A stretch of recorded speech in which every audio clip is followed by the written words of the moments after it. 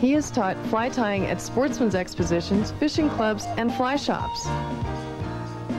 Over the next 2 hours, Skip will show you how easily you can tie your own flies.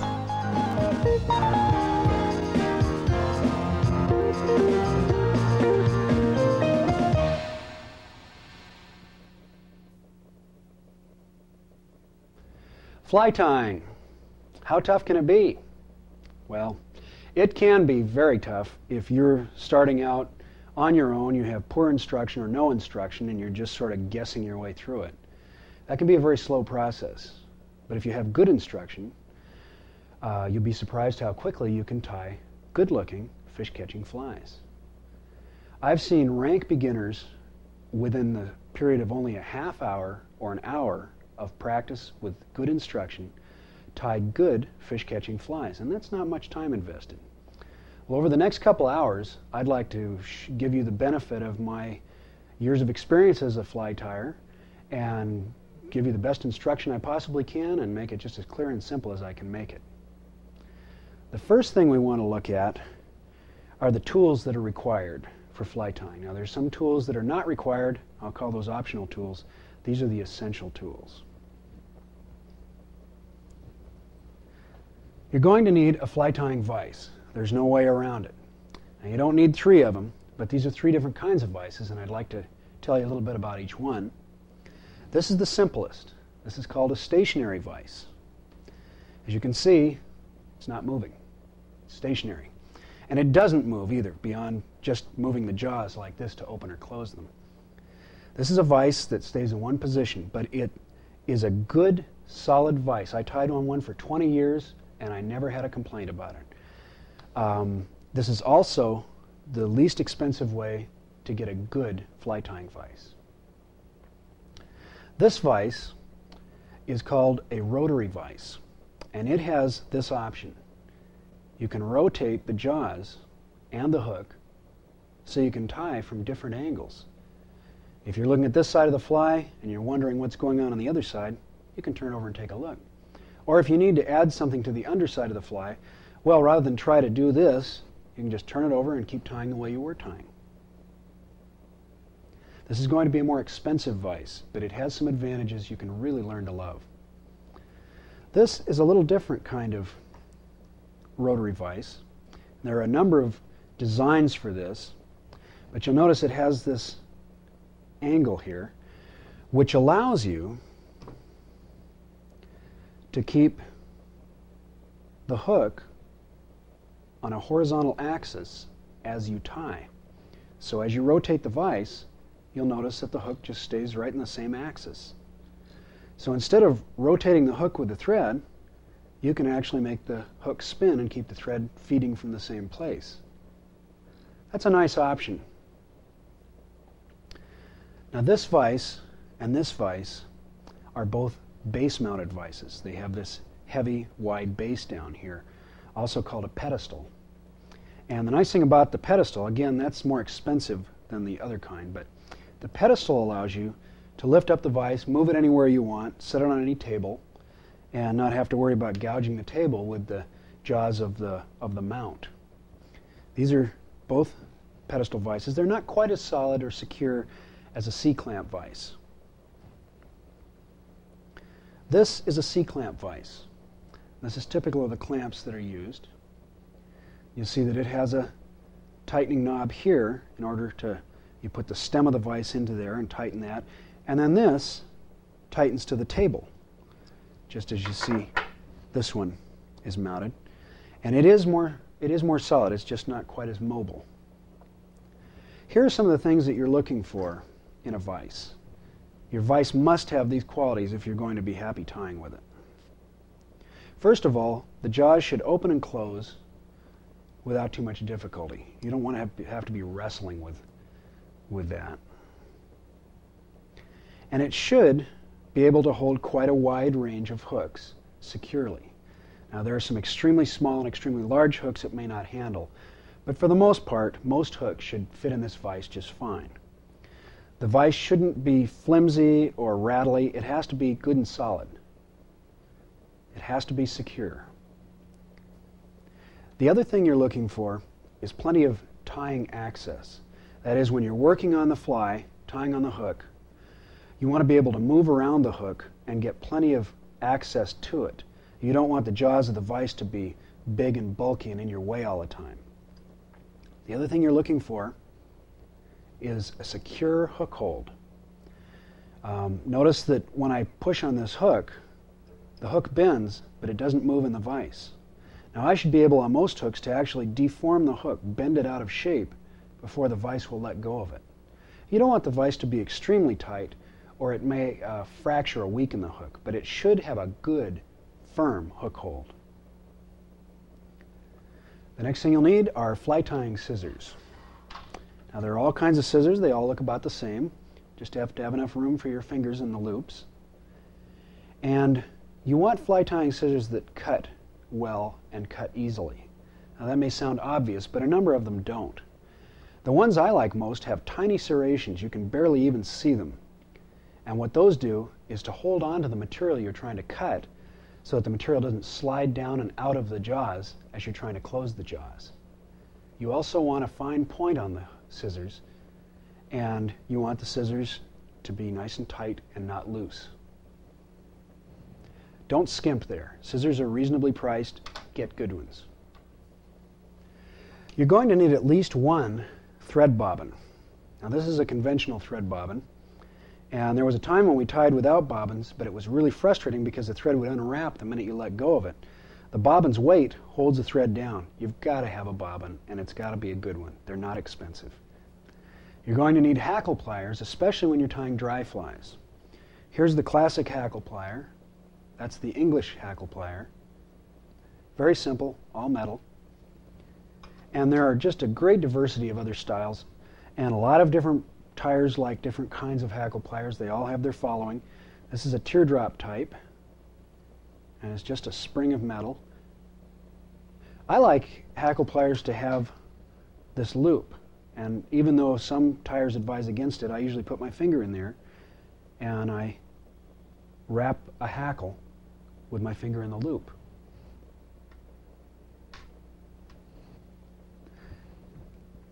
Speaking of hackles, one thing that's really handy is a hackle gauge. Now this is, some people would say it's optional, but I really think this is essential. Hackle gauge makes it so much easier to tell how long the fibers are on a feather called a hackle, which you commonly use for dry flies, but often used for other types of flies. This is one kind which mounts in the vise jaws, like this. And the other kind is like this. It just sits right on the vise, so it's always there. Whichever you prefer, go ahead and get it. Now, material holder, I consider that an essential tool.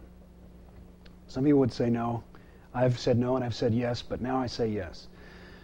When you're tying, you've got lots of material streaming back off your fly, and if you can pop those materials into the coils of this little spring material holder, you can keep a whole bunch of materials out of your way. Now there's another kind of material holder which is just a little clip. The problem with a clip is you have to put everything in the right order, because when you go to pull it out, it has to come out in the right order. So I prefer the spring type, like this or like this.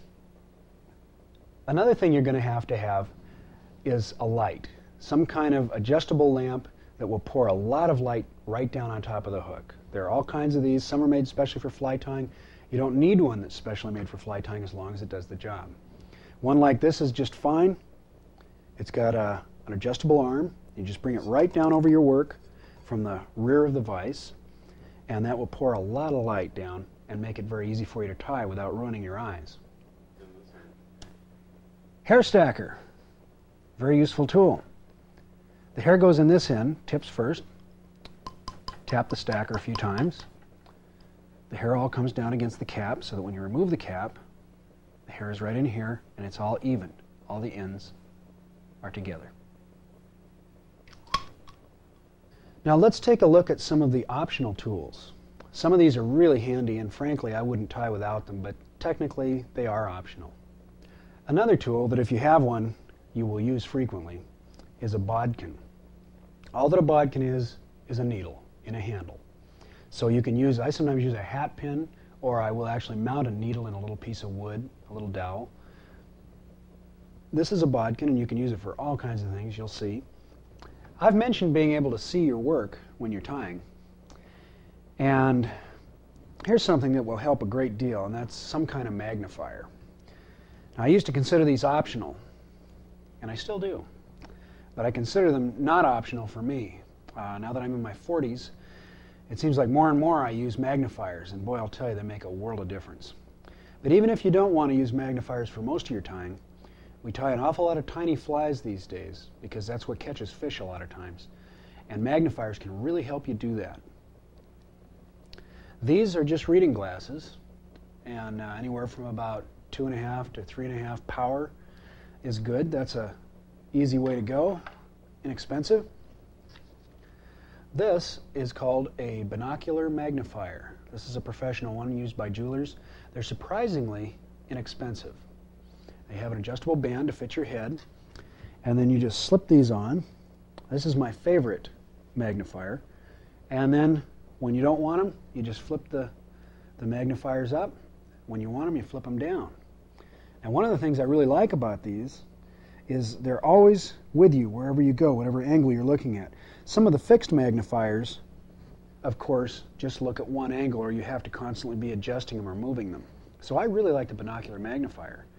The other thing I like about them is that if you wear conventional glasses, you can wear your glasses and still use the binocular magnifier.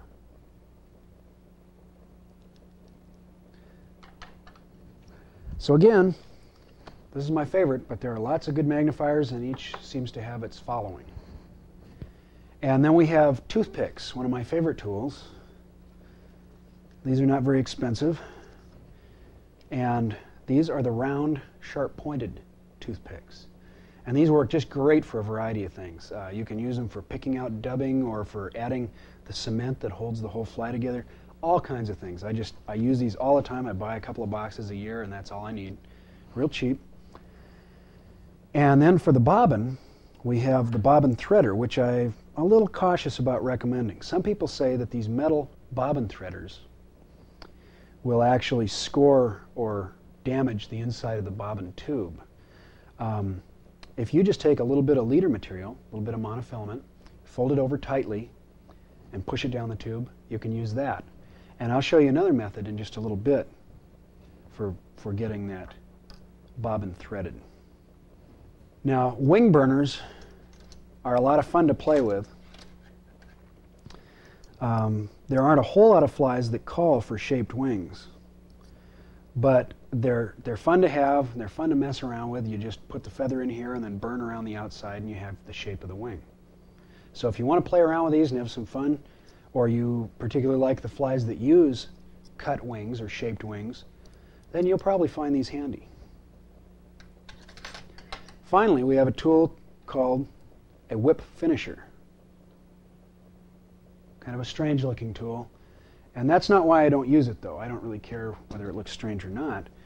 But I just find that I can do the job that this does with my bare fingers a lot easier. It's one less tool to pick up and put down, and I just don't use it. But a lot of guys swear by them and really like them. It creates a knot called a whip finish, which is the standard knot for finishing off a fly.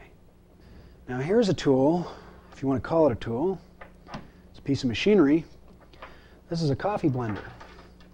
And the coffee blender is also called a dubbing blender. And what you do is you put different furs in there, which we call dubbings because we use them in a technique called dubbing. Anyway, that doesn't matter now. You put the furs in there, different colors or different types, and this, you give it a couple of whizzes, and then you pull that fur out and it's all blended together. They work great. You can also use a wet blender, kind you make milkshakes with and that sort of thing, but you have to dry out the fur, and then you have to wait for it, and you have to try to pick it out of there, and it's all wet, and the next guy who makes a milkshake gets a little bit of fur in it, and it's not a hit with the family, but it does work. The dubbing twister is a handy tool, and you don't use the technique that requires it terribly often, but when you need it, it's really handy. Now, a good substitute for a dubbing twister is just a paper clip straightened out on one end, and that works quite well. There are all kinds of dubbing twisters. This is a good one. This is one that's a little different. Still got that hook in the end. And when you twist dubbing, you twist it in a loop of thread, which we call a dubbing loop. Dubbing, and we got loop, so we got dubbing loop. Anyway, this is my favorite way to twist a dubbing loop. This is a dubbing twister, but it's also called a dubbing whirl. And it's kind of heavy and it's balanced, and you just get it into that loop of thread and spin it. That's all you have to do. Just hook it over your finger and bzz. I'll show you that a little bit later, but that's my favorite, but they all work just great. I really like to have a pair of scissors around that I can be rough with. Your good scissors, you want to take care of the tips, really keep them sharp and protect that sharpness. But with old scissors, you don't need to worry. So if you're cutting something really stiff like wire or lead or a number of things that we use, old scissors are just great for that. If you can't get old ones, you can use fingernail clippers, which work fairly well, or you can get a very cheap pair of scissors for this work. You're going to need something to crimp down the barbs on hooks. I like to have a small pair of pliers like this, some kind of flat nose pliers, because a lot of places require barbless hooks, and frankly I'd like to see everybody using them anyway in order to protect the fish that we release. And those are the tools, both optional and essential, that we use in fly tying. If we were to go over all the materials used in fly tying, we'd use the rest of this tape and more. But we don't need to do that, because there's a certain number of materials that are commonly used and a large number that are not commonly used. We will also be going into more detail about these materials and how they're used as we tie the flies. But before we do that, let me just give you a quick overview of fly tying materials. We use a variety of fly tying threads. The standard threads are 8/0 and 6/0. Those are kind of the all-around trout threads, and medium to light to heavy fly threads. Just not the extremes. Personally, I prefer the 8/0. They're interchangeable essentially. 3/0 is great for heavy flies, and from there it probably looks about the same, but when you work with it, you'll feel a difference. It's a heavier thread. Single strand flies can be used as thread, and I'll show you some ways to use it. It makes wonderful thread, even though it's basically a body material. And once in a while, size A rod winding thread can be used. If you want a really heavy fly tying thread, that's a good one. Now, we often use lead to weight our flies, and this comes in a variety of sizes. Different companies market different ways, but if you get something in about the middle, that will be the most versatile. Then there are also the tinsels, and there's wire, gold wire and silver wire. There's copper wire, which has a more subdued appearance. Round tinsel and flat tinsel. We often call the round tinsel oval tinsel, even though I think it's round actually. And we use a variety of glues and fixatives. Now most of the time you just need one head cement, and that's all most people use. This is my favorite, and that is epoxy glue, 2-part epoxy glue. This is really tough, and really, again, you only need one head cement. Tough film toughens up feathers when you spray it on there. It's an artist's fixative. And Dave's Flex Cement, handy stuff, and it can be used as head cement. Wax is great to have for fly tying because thread is normally waxed or unwaxed, but you can control the amount of wax if you have this, because you can just add it as you choose. Here's an unusual tinsel that actually comes as a piping. You can tie that in or do a variety of things with that. Now, one of the feathers that's very commonly used in fly tying is a hackle. And probably the most commonly used hackle is the dry fly hackle. That comes off a rooster. And this is what the neck looks like. That's a grizzly neck. And these are really handy. These are used all the time in dry flies. Brown neck, blue dun, which is sort of a bluish gray, black, ginger. Here's an unusual one. This is barred ginger. And then you get into saddle hackles, which come from the rump of the bird rather than the neck. See, this is called a dry fly neck or cape. Now these are very long, and I'll talk more about these when we get to dry flies. But they're often used for dry flies, but they can be used for other things too. Now we get into the hen hackles. Hen hackles are softer than dry fly hackles and more absorbent. So they're good for sunk flies like nymphs and streamers.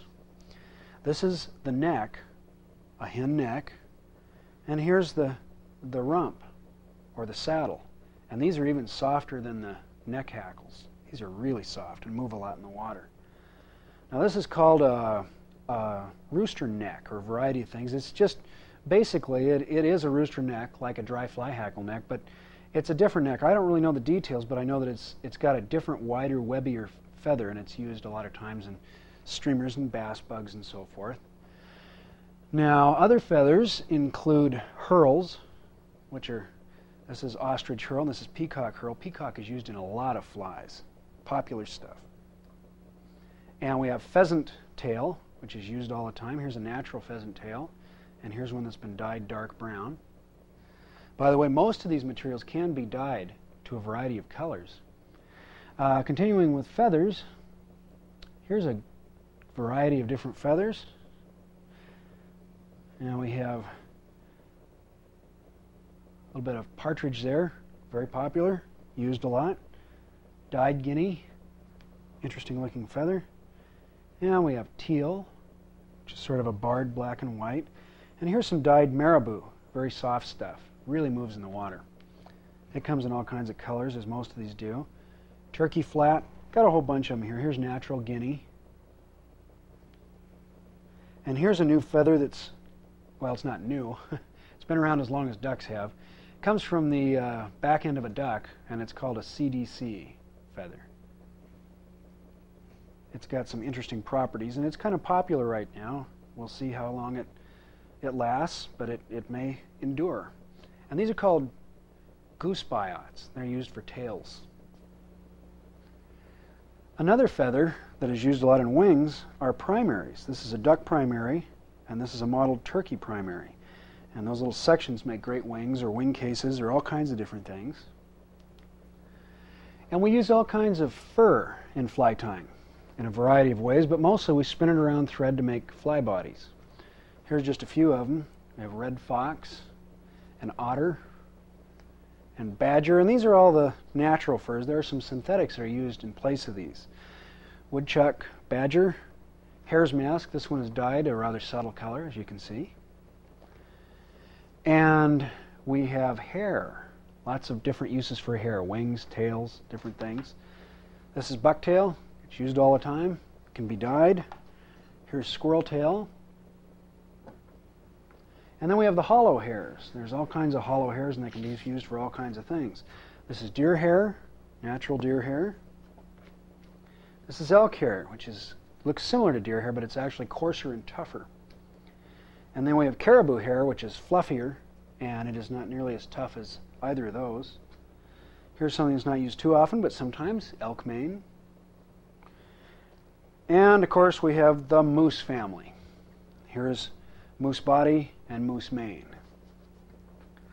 The last natural material that I'd like to talk about is wool yarn. That's used a lot in sinking flies and nymphs and so forth.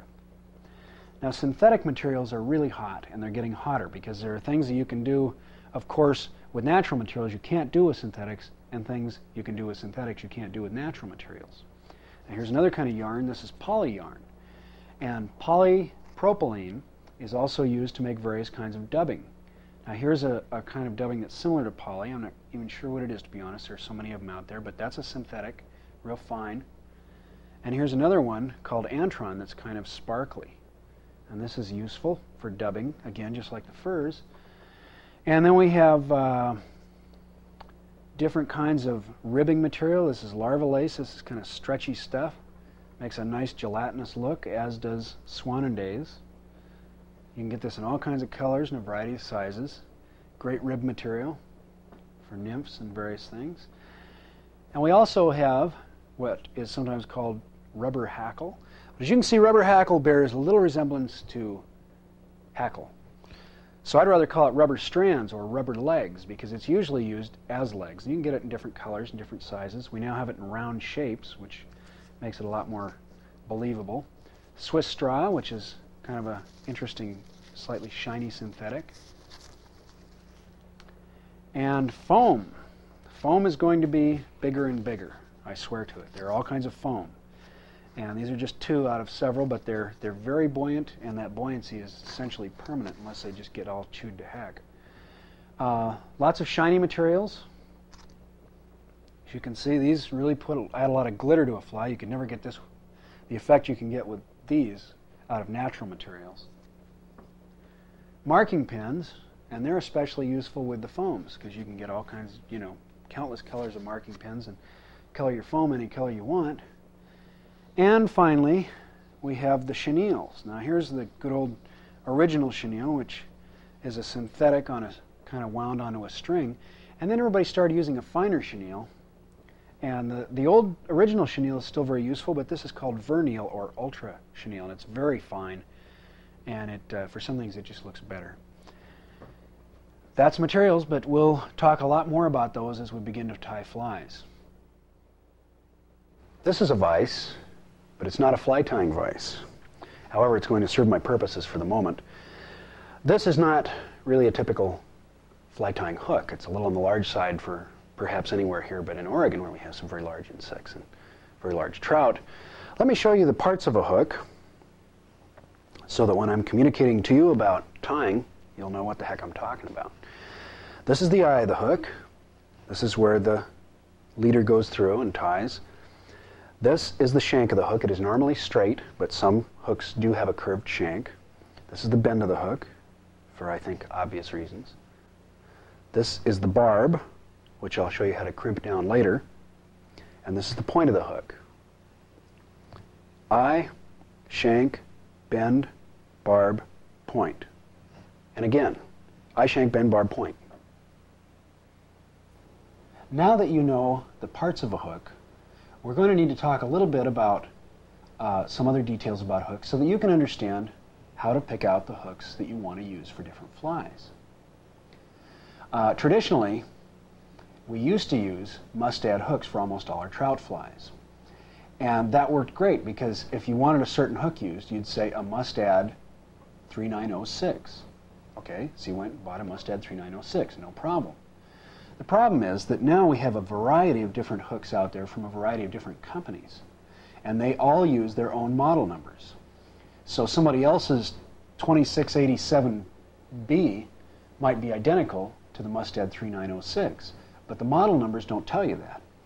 Well, the thing to do is to forget model numbers for the moment and just understand how you size hooks, how you determine the length of the shank, and how you determine the heaviness of the wire.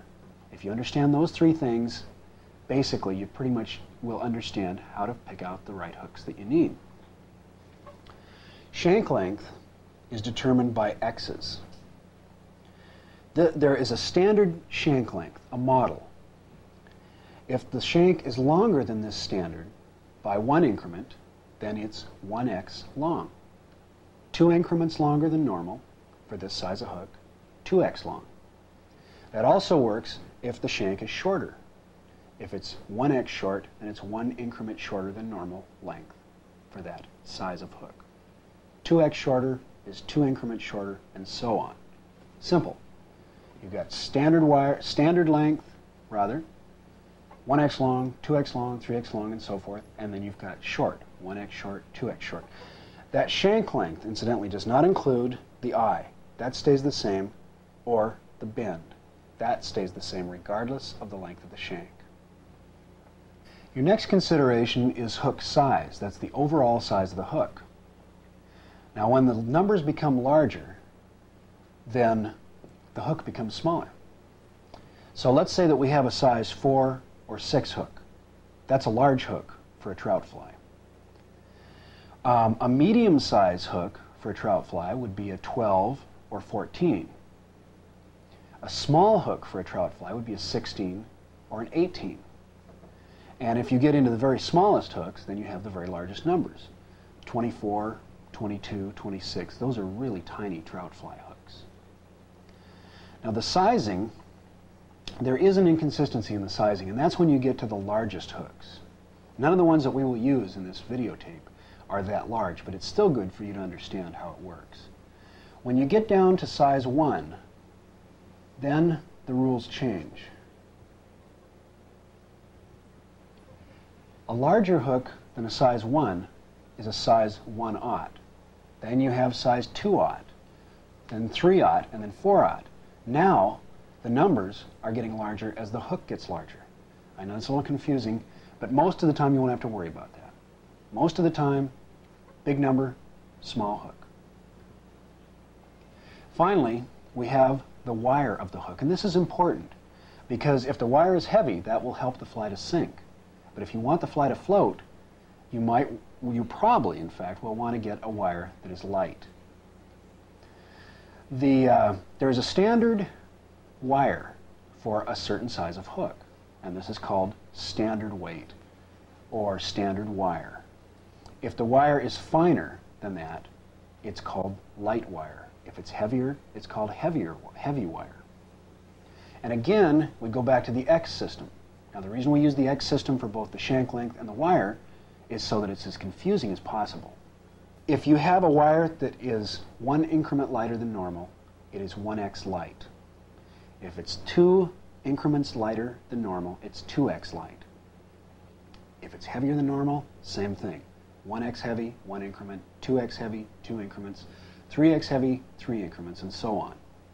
The heavy wire is for sinking flies, and again, the light wire is for the floating flies. Here are some of the lesser considerations in hooks. Now this hook is a down eye, and that's because the eye of the hook tips down. A ring eye hook would be straight off the shank, neither tipping up nor down. And an up eye hook would be tipping up. You have two choices here. If the pattern calls for a down eye, you can just follow the pattern.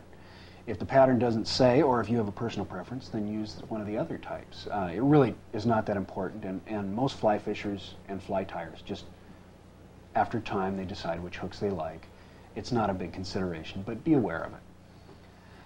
The other thing is the bend. Now this is probably even less important. There are several kinds of bends on hooks, and they're just slightly different shapes. I'm not going to go into all those. With time, you'll figure out what you like. It's not important. Don't worry about it a lot. All the bends that we use now are pretty much time proven, and they're good. Now there are some inconsistencies that will throw you a bit. The thing to remember about inconsistencies is they're not that important. One manufacturer's size 8 4X long hook may be a little bit bigger, a little bit different than another manufacturer's size 8 4X long hook. It's probably not going to make any difference in the fly. Don't worry about it. If the hook looks about right, it's probably just fine. The other thing is that sometimes they won't follow the rules. They won't call a 4X long hook a 4X long hook. They may call it a bucktail streamer hook or something like that. Well, if they do that, then with time, you will learn these things. You'll learn that a bucktail takes about a 4X long hook, so it's probably a 4X long hook. Not a big deal, but just don't let it throw you. Another thing to look for are abbreviations. If you see TUE on your hook description, it probably means turned up eye. That means an up eye hook. If you see a hook that's described as 4XS, which you rarely will, that's awfully short, but if you see one that says 4XS, it probably means 4X short, or 4XL, 4X long, and so forth. So just watch for abbreviations. They're usually very logical and easy to figure out. If you understand these basic principles about hooks, you'll do fine.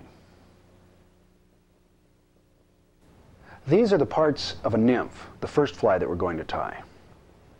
This is called the tail. This whole thing is called the body, but often we refer to this as the abdomen, this back half or back part of the fly. Sometimes it's less or more than half. These are ribs. This is the thorax. This is the front part of the fly, sort of the chest of the fly. This is a wing case, commonly used on nymphs, not always, but frequently. These are legs, which are tied in a variety of ways. And this is called a thread head. You will see that on most of the flies that we tie.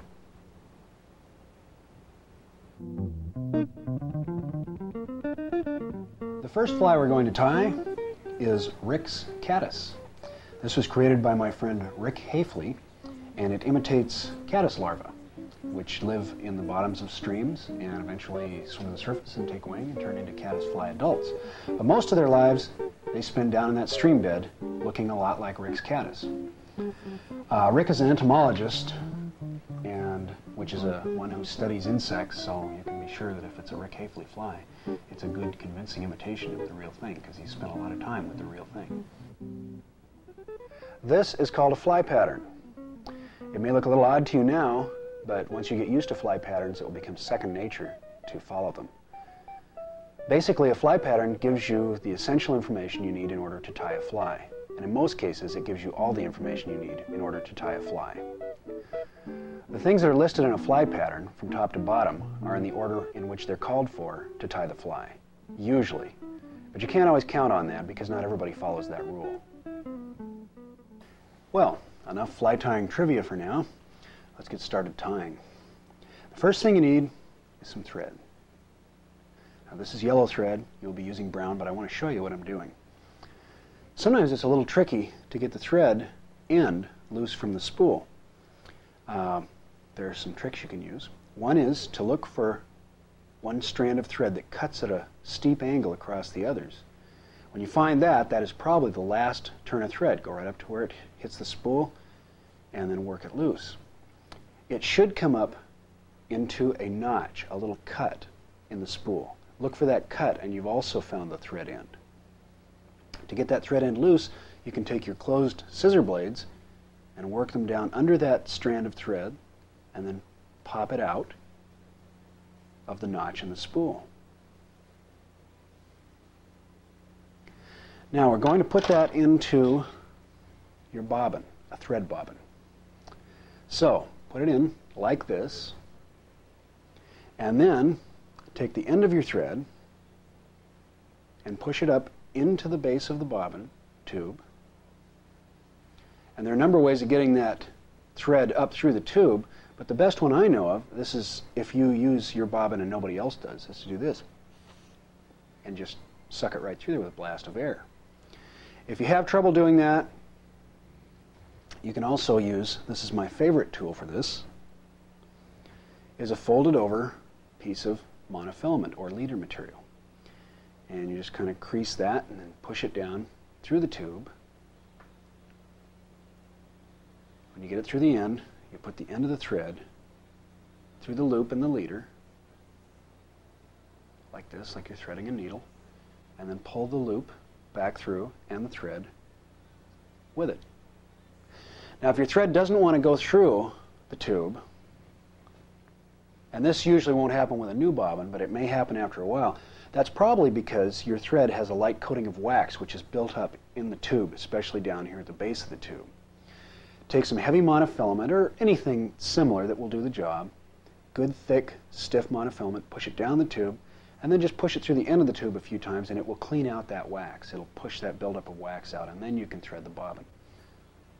Once you've got your bobbin threaded, you may find that the bobbin is either too stiff, too tight that is, or that it's too loose. Now you'll learn more about this as you tie. You have to sort of control the bobbin by how tightly you clutch the thread in your fingers. But if the bobbin's too loose, you're going to find that the thread's always slipping off the bobbin and you've got too much thread. If you find that the bobbin is too tight, then you're going to constantly be having to support the hook and sort of pull it out of there, trying not to break the thread. You want it somewhere in between there.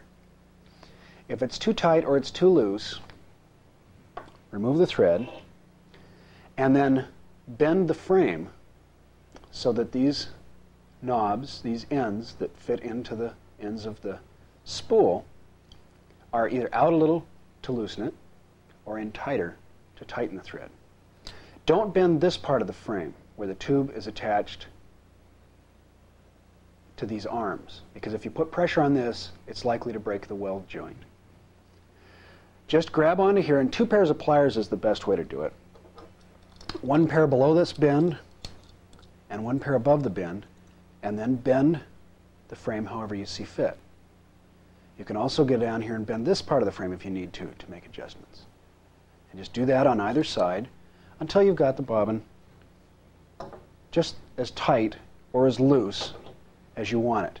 Again, you're going to find out more about that as you continue to tie, because everybody has a little bit different preference in how tight their bobbin should be. You need a hook in order to tie a fly. This is not the hook that you'll be using for this fly, but it's a big hook, so I can show you what I'm doing. We're going to smash the barb on this hook. This is often done now, and most fly fishers do it. Some fly fishing only waters and other special regulation waters require that you smash the barb on your hook. But most fly fishermen do it anyway because they don't want that barb tearing up the fish's mouth. Besides, there's some controversy as to whether a hook actually sinks better without the barb, and I'm leaning that way myself and believing that. Pair of pliers, any kind that have a flat nose, are fine. Take your pliers, and I showed you before where the barb was, and you simply grab onto the hook where the barb is and you press down. You tighten the pliers. Don't get exaggerated on this. Don't press very hard. Just get that barb to bend down. There'll still be a hump there. The point is you've got it down out of the way. If you really put the pressure on the pliers, you're likely to fracture that hook. So you've got your hook barb smashed. Your next step is going to be to put that hook into your vise.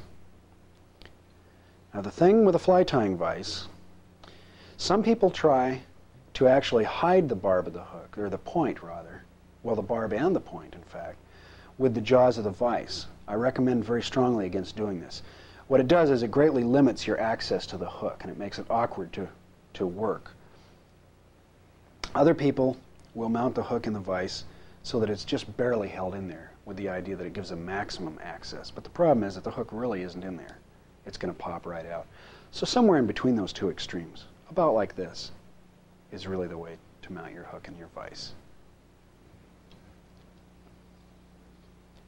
We're going to start the thread now. And I've got this large hook that I showed you how to crimp the barb on still. And I'm going to take this fly line, bright orange fly line, which is not the thread we will be using, and show you how to start the thread. Take 4 turns forward, approximately, and then take a few turns back, 5, 6 turns. And you will see that now the thread is locked over itself. It's not going to slip. I can pull hard on that and it still stays put. Now if you do have problems with this step, there are a few things that you might take a look at. One problem is often that you're using very light thread tension, and that will not lock the thread. If you don't use some thread tension, you're going to have trouble getting that to lock. In fact, this is a good time to practice something that my friend Dave Hughes recommends in a fly tying book that he did, and that is to start your thread and then pull hard enough to actually break your thread. To do that several times so that you get in touch with how easily your thread breaks. It's a good suggestion because you're always trying to get your thread tight, but you don't want to be breaking your thread. Now with your thread started, you can let your bobbin hang. In this case, of course, I don't have a bobbin. Let your bobbin hang and then lift up the stub end of the thread, get your scissors in there, and cut it closely. That's how you start the thread on the hook. Start the thread, start it up maybe 1/8 of an inch behind the eye, and wrap back until you have locked the thread in. Snip the end of the thread, spiral the thread back to about the bend of the hook. Now be careful as you wrap to dodge the sharp point of the hook. If you hit that with a thread, you may weaken the fly or you may break the thread altogether. And when you wrap thread, wrap it away from you over the top of the hook and towards you underneath the hook. Away, over the top, towards you underneath. Let your bobbin hang. The weight of the bobbin will keep everything tight. Take some lead, fine to medium lead, bring it down on top of the hook. If you're a right-hander, you'll have your left hand towards you and your right hand away from you. Hold that end close to the hook and start it just maybe a 1/16 or an 1/8 of an inch up from the bend. That is the point where the straight shank meets the curve of the bend. Bring it down, wrap in close consecutive turns up the shank. Now we want to leave plenty of room behind the eye of the hook.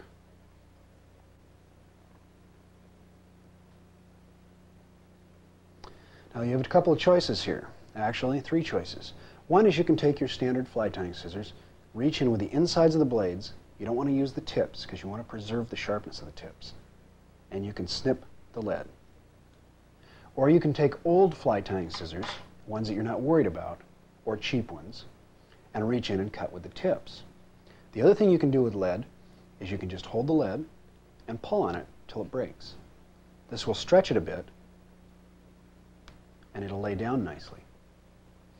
If the ends of the lead are sticking up at all, this can cause a problem when you tie the rest of the fly.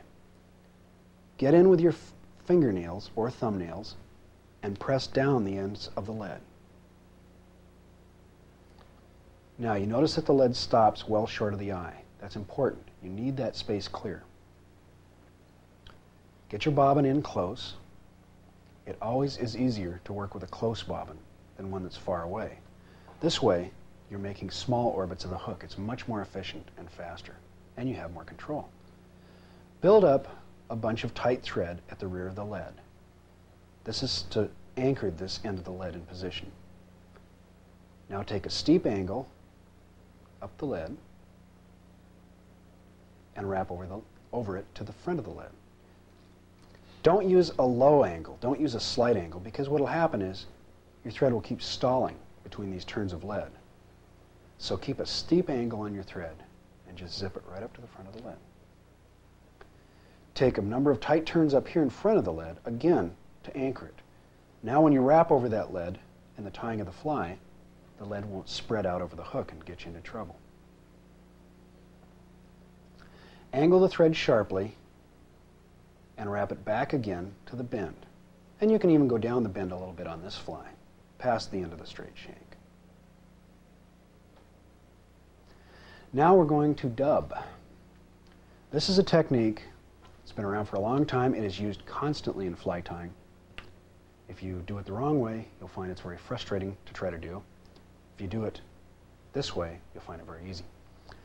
Your thread is probably pre-waxed, but sometimes it really does help a little bit to add some additional wax. This is called dubbing wax. Don't add it too heavily, just a little bit. You can use a soft wax or a hard wax as you choose.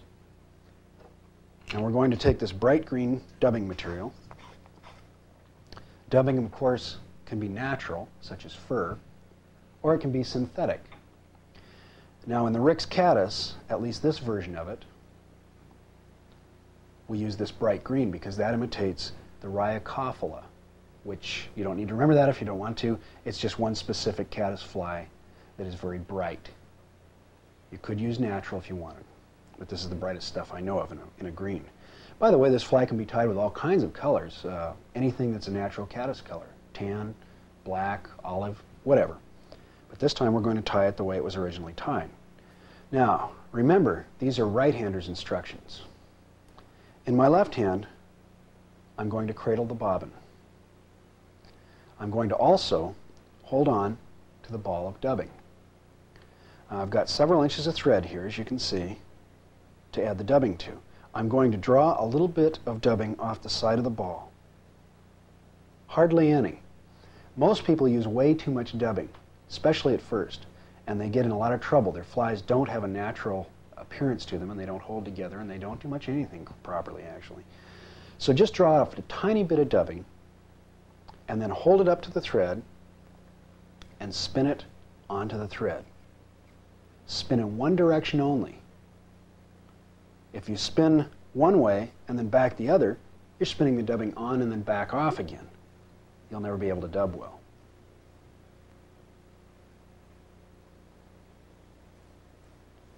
Keep spinning on dubbing until you've covered quite a bit of the thread. 4 or 5 inches is about the most amount of thread you ever want to dub, because now you've got big orbits that you have to make with your bobbin. If you get them too big, it just seems to take all day to get them on there. Better to add dubbing a couple of times than to do that. Spin that on. And you know, if you want the dubbing to really lay down, put a little dubbing wax on your fingertip or your thumb tip, and you'll find that that really makes this material lay down. Now, there are 2 ways to get the dubbing started on the hook. One is to slide the dubbing down the thread, but let's say that we didn't. Let's say that we've got a little space of thread between the hook and the dubbing.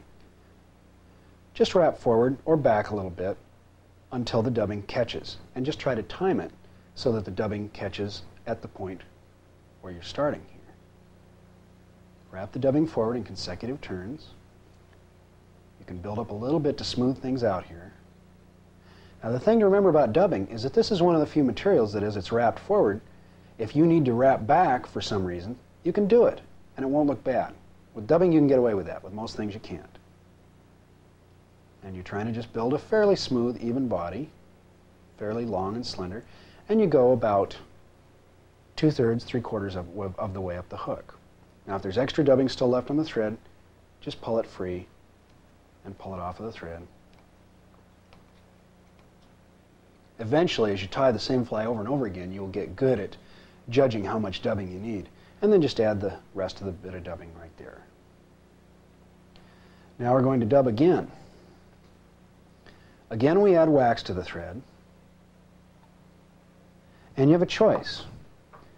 You can use a synthetic dubbing, such as this brown poly dubbing, or you can use a natural dubbing. We'll be using this a lot. This is called hare's mask dubbing, and I can show you a little later where it comes from and the various ways to get it. But let's assume for now that you've bought it pre-packaged. You take a little bit. Again, you hold the bobbin in your left hand, cradle it, hold the ball of dubbing, and then tug a little bit off the side. This time, we're going for a rougher appearance, a fuller appearance. So you can dub the thread a little more roughly and a little more heavily.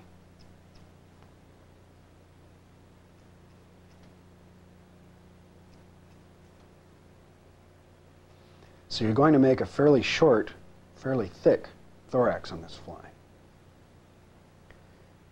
Start winding this dubbing on, and wind to just behind the eye.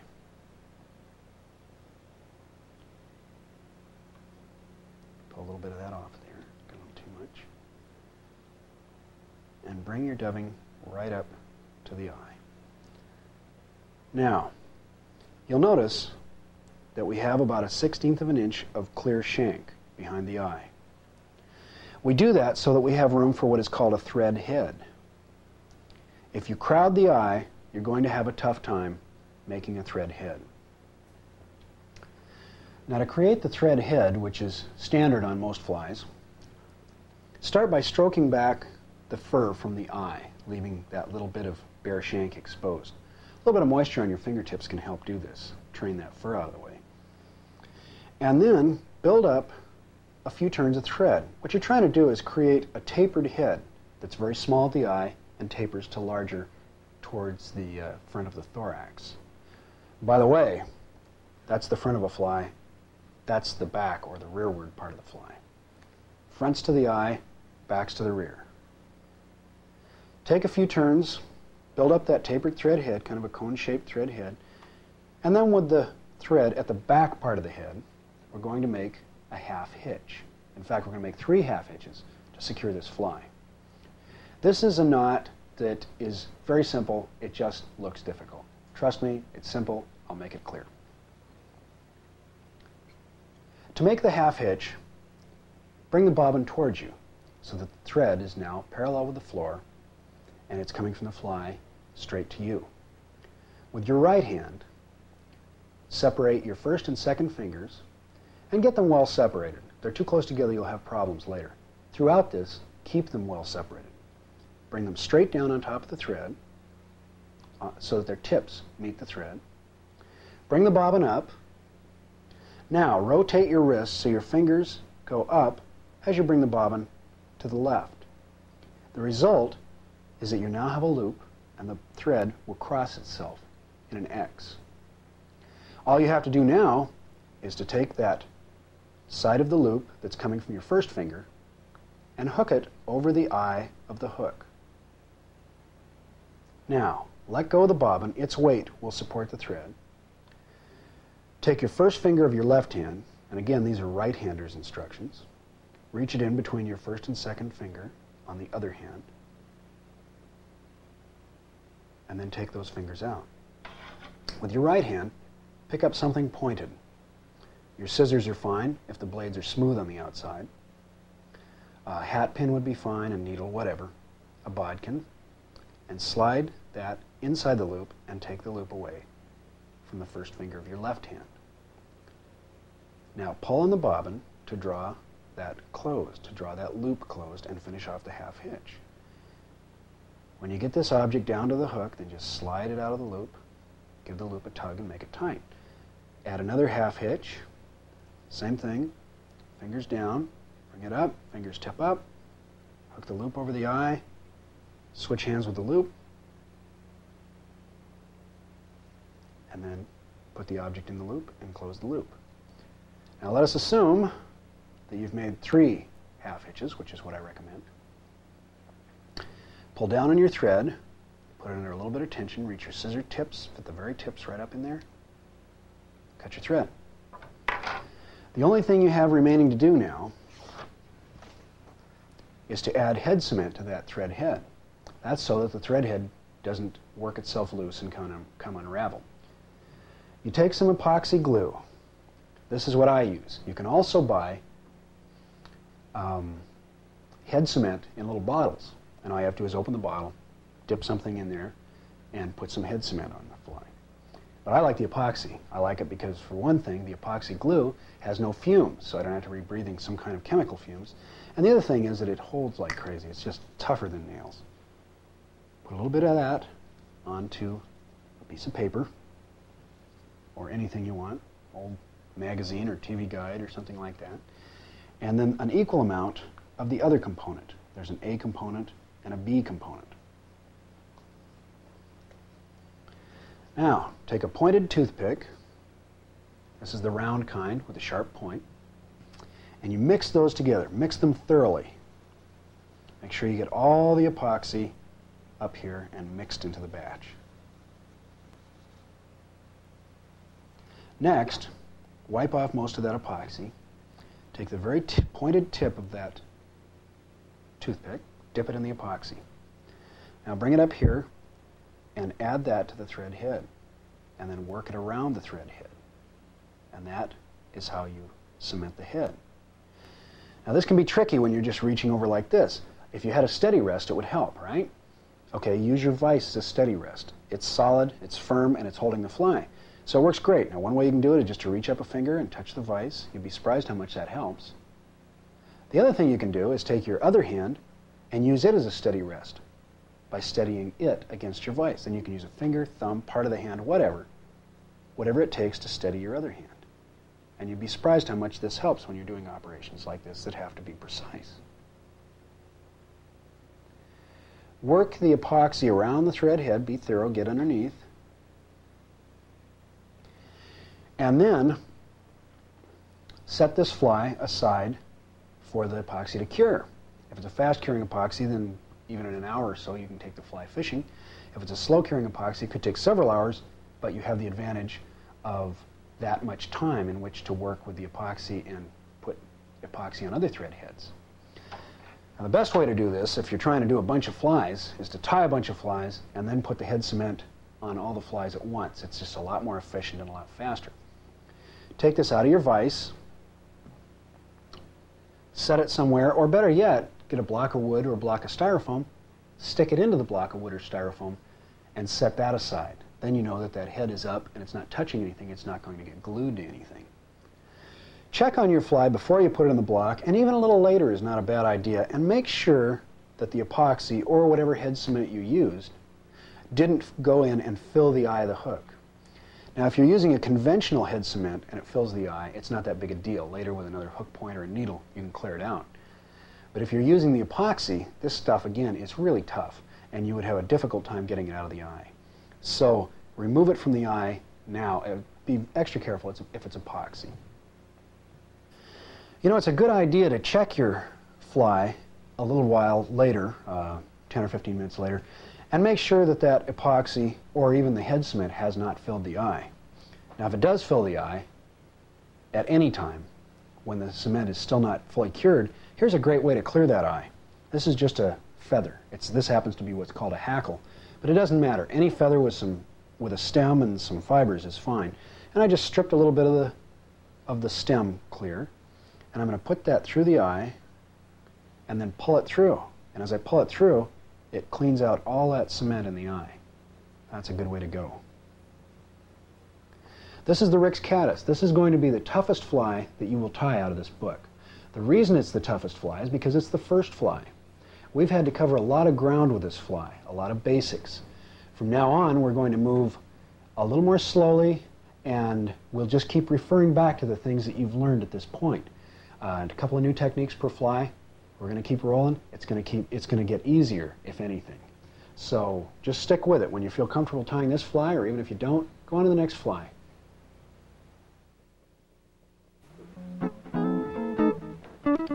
The next fly we're going to tie is called the white and grizzly woolly bugger. The woolly bugger is a close cousin of the old standby, the woolly worm, which was terribly popular for a lot of years, and now it seems the woolly bugger is as popular as the woolly worm was. You're going to learn here how to perform the pinch and a little bit about hackle. The woolly bugger is tied in all sizes and different color combinations. It's weighted or unweighted. It's fished deep or shallow in streams and lakes, usually with a twitching or pulsing action, and it can be used for a great variety of fish, most commonly trout, but sometimes char, Atlantic salmon, steelhead, bass, and even saltwater species. The woolly worm was created by Russell Blessing.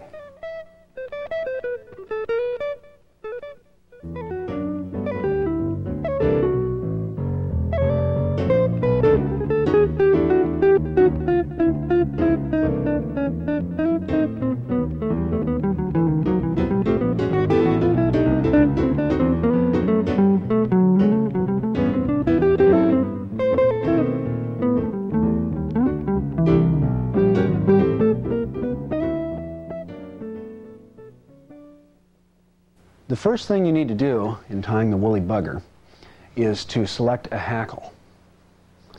Now you can use a standard dry fly hackle and find one of the webbier, larger hackles, but better yet, I think, is to use a large saddle hackle. Now to select the proper hackle, you can either do it by using the hook or you can do it by using a hackle gauge. If you use a hackle gauge, as you can see that I have two types here. One sits on the stem of the vise, and one goes into the vice's jaws. I'll use the one that goes into the vice's jaws this time. When you use a hackle gauge, notice that it's the longest fibers which indicate on the gauge what size hackle you have. Get one that matches the size of your hook. In this case, it's a size 6 hook. Prepare that hackle by stripping the fuzz from the stem. And you'll notice that the hackle has plenty of good hard fibers, about the same length down here, and then the fibers tend to be quite a bit longer down here at the base. Strip the ones off the base, off of both sides, until you have bare stem. Now, set that prepared hackle aside. Put the hook in your vise. Now, as I was saying about hooks, there is quite a bit of variation from manufacturer to manufacturer. This hook is supposed to be 4x long. It looks to me like it's longer than that. But regardless, it still makes a very good woolly bugger. So, as I say, it's not all that important. Start the thread as before, just behind the eye, maybe an 1/8 inch or so. Spiral it quickly back to the bend. Now we're going to take a marabou plume, a white marabou plume, and to control that plume, we're going to use this cup of water. Just dip my fingers in there, and then stroke some of the water into the plume. Marabou is kind of fluffy, soft stuff, and it moves around and tends to be hard to control unless you wet it down. Now measure that plume against the hook. Hold it down so the tip of the plume comes to where the bend begins, and then note the point where the eye is. That's 1 shank length. Grasp the marabou plume at that point. Move it back to the bend, and now we're going to use a technique that I call the pinch. This is a great way to tie in soft materials. Bring your thread up on the near side. Now tuck it back between your thumb and the material, and now it's held there. Bring it down the far side and tuck it back. You can even roll your finger back a little between your finger and the material. Now you've got a loop of thread enclosing the material. Open the joints, your second joint on your first finger and your first joint on your thumb, spread them apart a bit, and that will roll your thumb tip and fingertip forward over the loop of thread. Now you've got the loop and the material enclosed in the center of your finger and thumb. You've got control of that material, and as you pull down on the loop, the material will stay right atop the hook. Now as soon as you've got that on there, add a few tight turns of thread right in the same place, and you've got the tail of the woolly bugger tied in. Lift that marabou out of the way and spiral the thread quickly to just up behind the eye, maybe 1/8 of an inch or 3/16, something like that.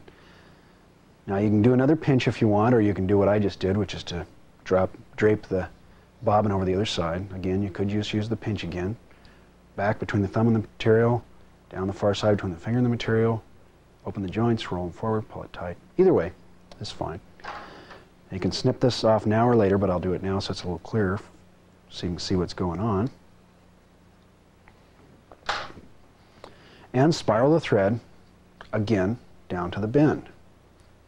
A word of caution. Remember that when you're working with materials at the bend, you don't want to go any further back towards the bend than the first wraps. In other words, these thread wraps at the bend, the furthest ones back, I don't want to wrap any further than that again. If I do, I'll start knocking the tail out of position and causing all kinds of problems. So just go back to the same spot, or maybe slightly ahead of it. Now, take your stripped hackle and use the pinch to tie it in right at the bend.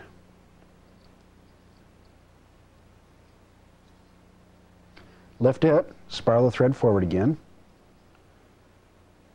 Use the pinch if you like, tie in the front of the hackle stem. And now cut that. Now we're going to take this large chenille. We're not going to take that piece. We're going to take this large chenille, cut off a few inches,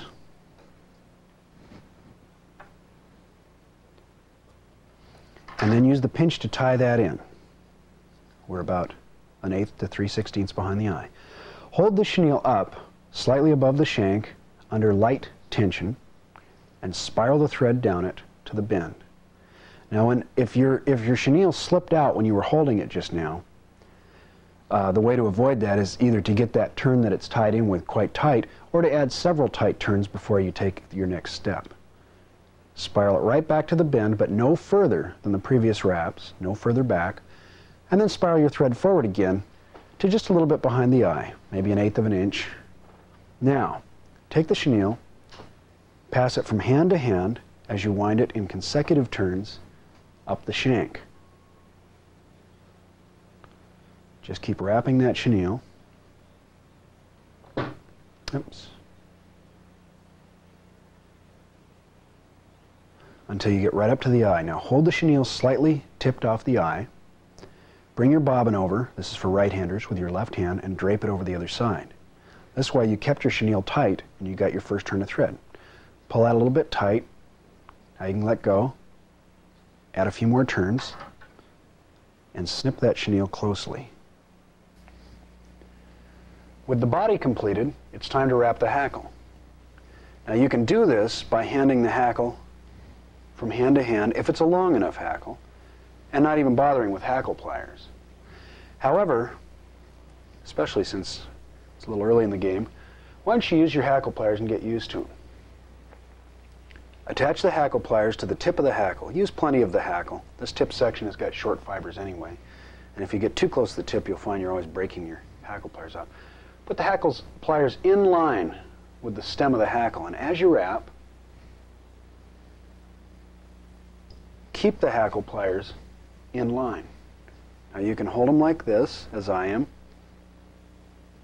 between your first finger and your thumb, or you can put your finger through the loop, like this.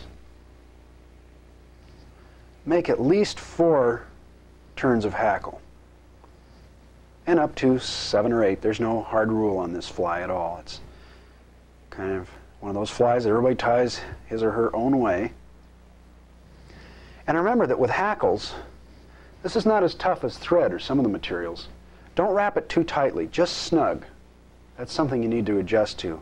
You'll break a few hackles in finding out, but just make sure that it's snug. And if you keep pretty much the same angle as you wrap, you will find that the turns of hackle, the palmered hackle, that these turns are pretty evenly spaced.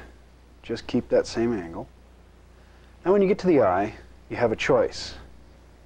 You can just stop here and tie off the hackle, or some people like to take a couple of extra turns right in front of the eye, right behind the eye. Tip your hackle pliers off the eye a little bit with your right hand. This is for right-handers. And with your left hand, bring the bobbin up and drape it over the far side. When you've got a couple of turns on there, you can open your hackle pliers, release the tip, and then make another turn or two, and then reach in closely and snip off the tip. If there are any problems here, any materials, hackle fibers, for example, that are sticking forward that you don't want, just snip them out. Snip them right at their base. And now we're going to use a technique called the triangle to pull these fibers back out of the way to create a thread head.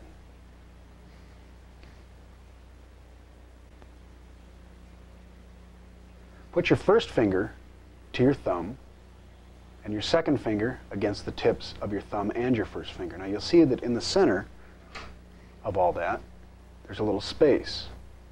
This space is sort of triangular shaped. That's why I call this the triangle.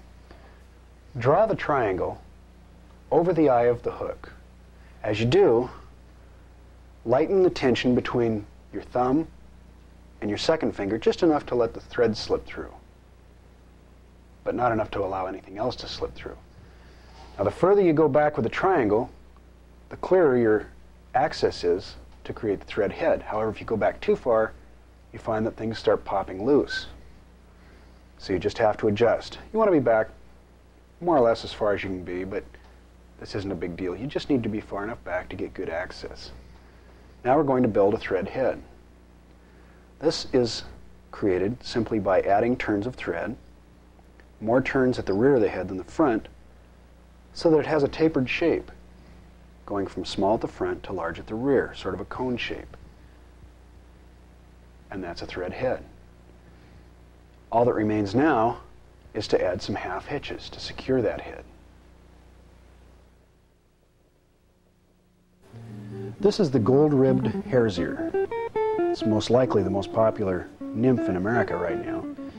And the reasons for that are that it's easy to tie and that it catches a lot of fish. It can be tied weighted or unweighted, and it's generally fished in streams dead drift, that is without any artificial motion, either up near the surface or right down along the bottom. And when it's fished in lakes, it's usually made to swim along, again either deep or shallow.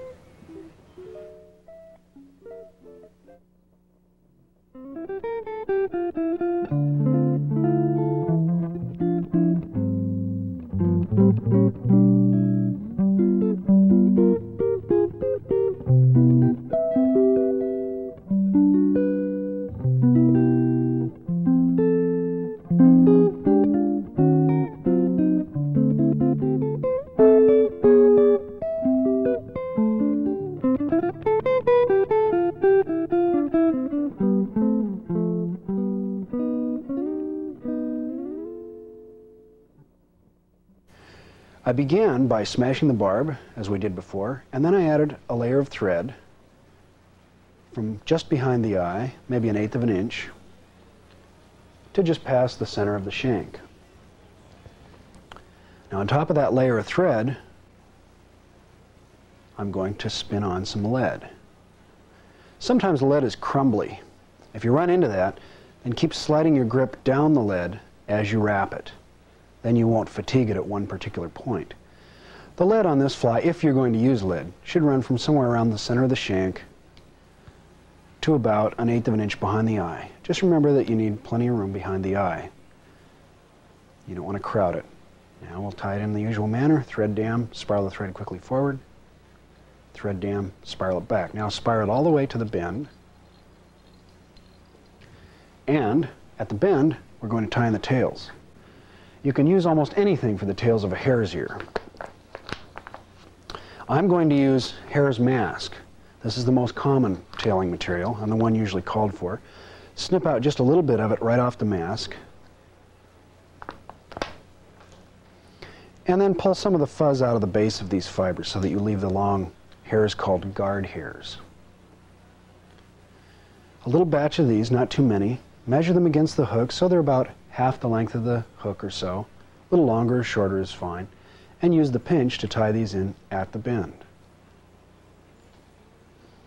Now, you have two choices. You can either sort of follow the butts of the fibers up and keep them in place as you add turns of thread over them, kind of light turn of thread and then pull it tight. Or you can just snip them off back there after you add a few tight securing thread turns. Right behind the lead, we're going to tie in the gold tinsel. Now, this is oval gold tinsel. You can use flat if you choose. This is just stiff enough material to use a technique that I call the light turn. With materials that are stiff, or at least somewhat stiff, you simply hold the material there, use just enough thread tension to control the thread, no more, no less, and take a light tension turn over the material. When the turn is taken, pull the thread tight. That's all you do. Just remember, not too much tension or the material will slide around in front of the thread, and not too little or you don't have any control over the thread. Lift this up, spiral the thread down it to the bend.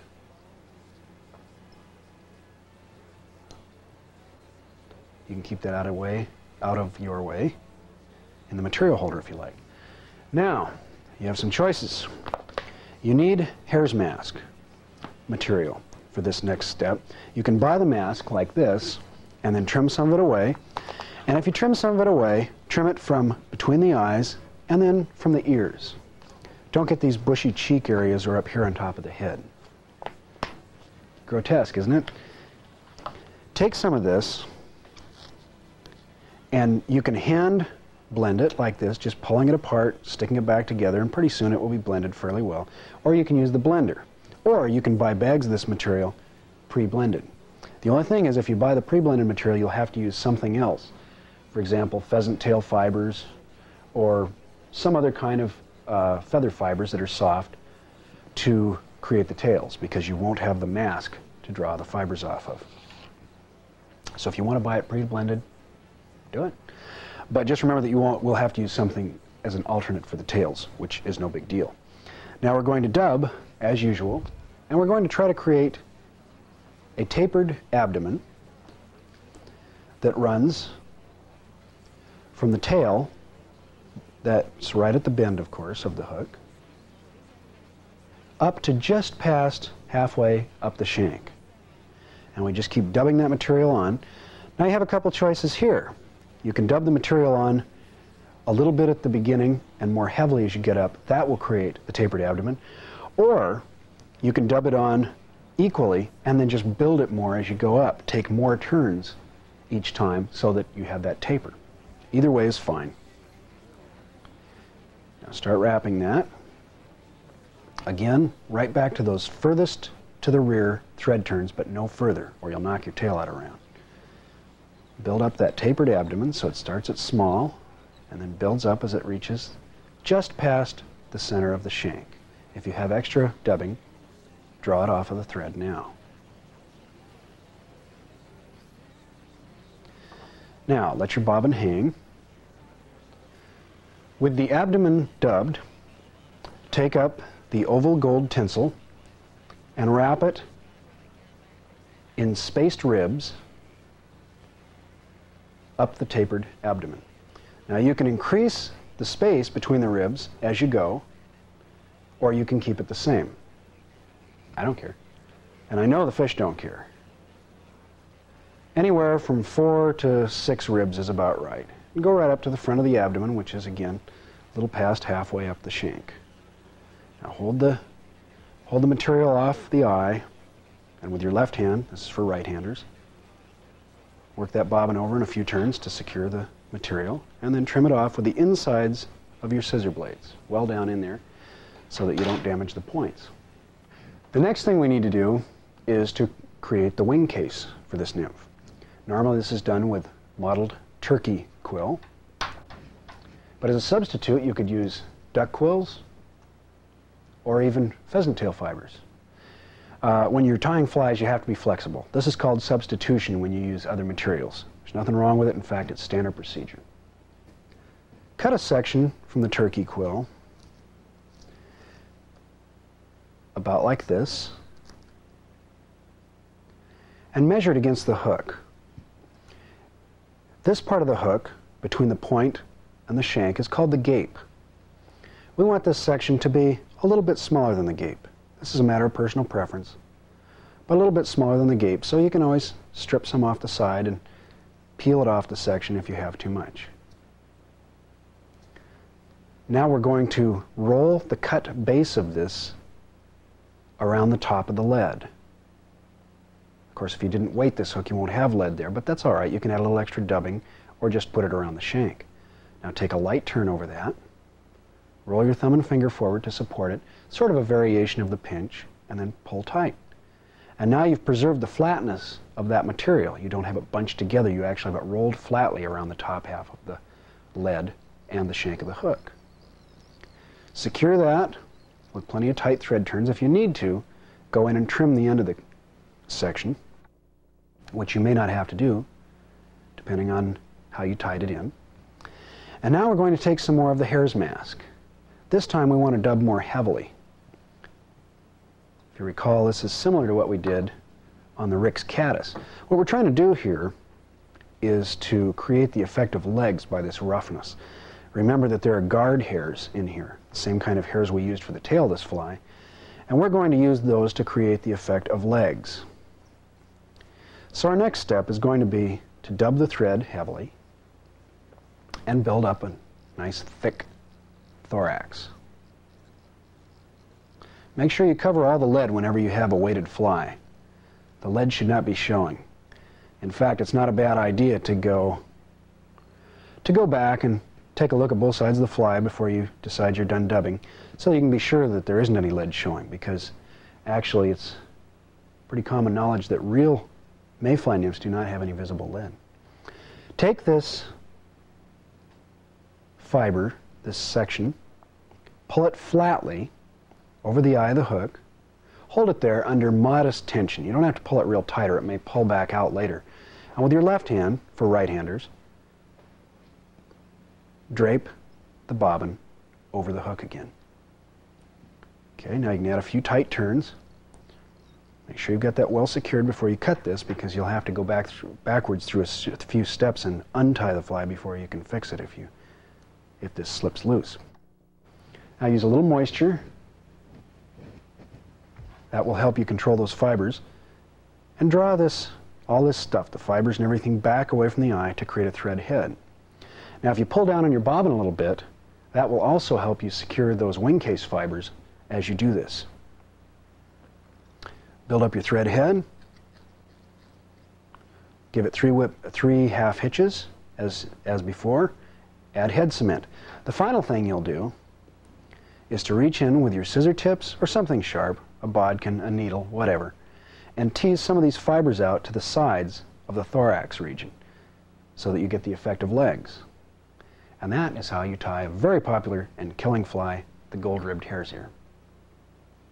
The components of a dry fly do not differ all that much from those of a nymph, but let's take a look at them because there are some differences. These are the tails, no surprises there. This is the body, which is sometimes called the abdomen. Depends on whether there's a thorax or not. This is the hackle collar. This is the traditional hackle collar, which is often found on catskill dry flies, other traditional dry flies. And these are the wings. In this case, these are hackle tip wings. Notice that they are upright, as they often are on dry flies, although sometimes they are down wings, which come back over the body. We'll see more about that a little later. And of course, the thread head is right there.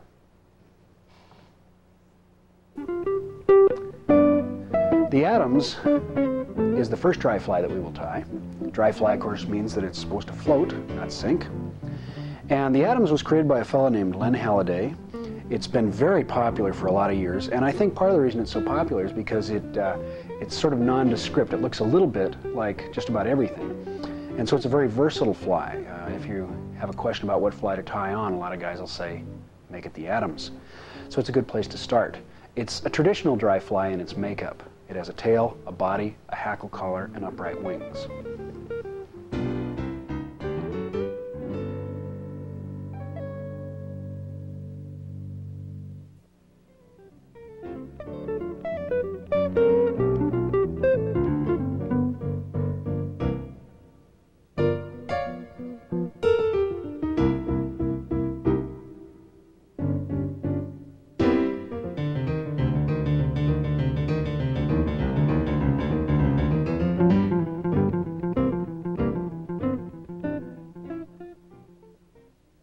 We start our thread just back from the eye of the hook, a 1/16 of an inch or a little more, wrap back to just short of mid-shank.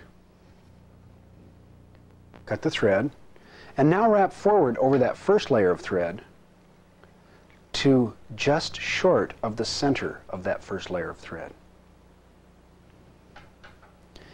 Now the wings are the first thing that we will tie in. Hen saddle is my favorite.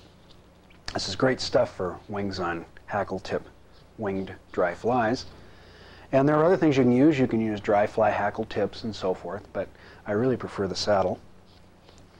Pick out 2 of these of appropriate size so that they match up. And appropriate size just means that they're not huge and not small. In this case, it's a size 12 hook, so just that medium size. Take up one of the grizzly hen saddle hackles, and then the other. They should be fairly well matched. Notice they have a curve to them. Set them so that the curves are going away from one another. For right-handers, get both wings, both hackle tips, in your left hand. Notice they're curving away. And then even them so they come out to the same point. In other words, so they're extending from your grip the same distance. Then they're ready to tie in as wings. Measure those so that they reach from the tips right at the eye of the hook to your tie-in point, which will be right at mid-bend. That is, halfway between where the bend starts and the bend ends, right in between there. You can see if I sight along the edge of my thumb, I'm looking at that point. That's a good way to measure points, by the way, is to use the way you hold the material as part of a way to note the measured point. But with this wing, one advantage is that it's barred, so it has the white and black stripes. You can use those as a gauge also. Hold that down right at so that that measured point is right where the thread is, right where the thread has stopped. Use the pinch and tie in your wings. Now, before you do anything else, keep that tension on the thread and take several tight turns, just as you always do when you tie in a material. Wrap back a little ways and trim off the butts. Trim them at an angle. Don't trim them straight across bluntly. This is a rule that you should keep in mind almost always when you're tying flies. Cut things at an angle. Then you will have a taper that's easy to wrap thread up and down. You won't have a blunt edge. If your foundation of your fly has a blunt edge or a dip or some problem like that, then the fly that you tie over it will still have that same problem, that same inconsistency. So if you cut things at an angle, you eliminate a lot of that. Let's wrap back to the bend now. You can tie tails in 2 different ways. You can tie them in up the shank and then wrap back over the materials, or you can tie them in right at the bend. I'm going to tie them in right at the bend this time, just to show you how it's done. This is the easiest way to measure also. Now the best hackles from a dry fly neck, of course you don't need to use a hackle neck for a dry fly. You can use saddle hackles, good quality saddle hackles. Either way is fine. But if you're using the neck and you want to tie in the tail materials, use these hackles that are on the sides of the neck. This is called spade hackles. They're kind of short, but they have long fibers. They're not good for much else, but they're very good for tailing. And you can leave that on the neck if you want, or you can pop it free. If you leave it on the neck, you can find the same feather and use it again for tails. Hold that feather in such a way that you can draw a few fibers off. Now I like to hold part of the feather between my thumb and first finger and the other part between the other two fingers. Draw the fibers rather, to a right angle to the stem, which squares the points, and then strip them off. Now just use a few of these and use the pinch to tie them in. Measure them against the hook. They want to be the full length of the hook. Now, take that measured full hook length and tie it in right at the bend using the pinch. Now you've got some grizzly hackle fibers. You could have started with the brown. It doesn't matter. We will now take some brown hackle fibers from a brown spade hackle. Strip those off. Just need a few of them. And tie those in atop the grizzly. Same length. You don't need to measure against the hook this time. You can just measure against the previous fibers. Tie that in. And now one more of the grizzly. And that sort of gives you a mix of grizzly and brown in the tail. Let's put in a few grizzly fibers here.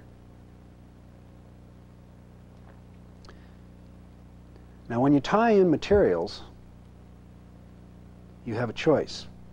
You can have the fibers gathered like this.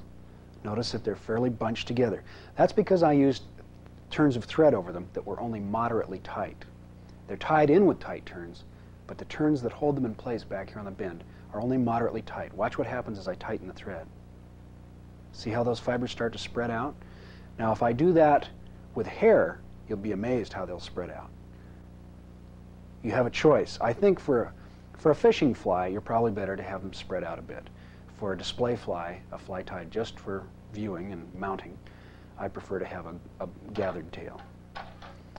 Let me show you how to use that dubbing whirl that I talked about earlier. And I'm going to take some of this muskrat, trim it off the hide. Now you can put it in a blender if you like, or you can hand blend it. If you want a really smooth body, then pull out these guard hairs. These are those long hairs, long stiff hairs that stick up above the fur. And then you have just the soft underfur. Or if you're not that worried about it, just cut it off and use it. Add a little bit of dubbing wax to your thread. And now I've wrapped the thread forward a little bit from where the tails are. And I am going to hook, well, the first thing I'm going to do is dub the thread. You could, of course, use the dubbing whirl, or you could use one of the dubbing tools. The dubbing whirl's kind of slick, though, and I'll show you how that works. I always get a kick out of using this thing. Now, hook that over your whatever dubbing tool you're using, the dubbing whirl, or again, it could be one of the other dubbing tools, and make a loop. Now wrap your thread back over that loop, just spiral it back to the bend, or even just short of the bend if you want. And then wrap your thread forward to just past the middle of the shank. Drape the dubbing loop over your finger, and then give it a spin. Should do it. When you let your finger off, you've got a very tightly wound bunch of dubbing there. Now you could have dubbed the body in the conventional manner, and that would have been just fine. But this is a good opportunity to take a look at how this tool is used. Now you wrap that forward. There are a lot of ways of doing this. You can keep the dubbing tool in the loop, or if you think that there's no problem about losing the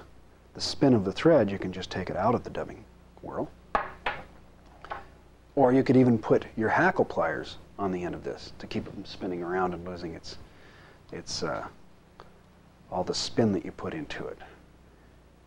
And that's another way of creating a body. This creates a very tough dubbed body when you use the dubbing whirl. So it does have that advantage.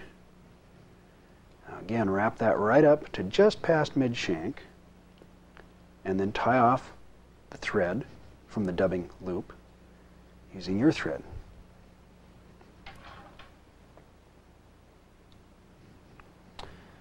Okay, it's time to set the wings. Bring the thread up to just behind the wings. Pull the wings, grab them by their center, and pull them back. Now you notice that a lot of little fibers are sticking forward. Reach in with your scissors and snip those out. And snip closely so you get them all. Get them in close.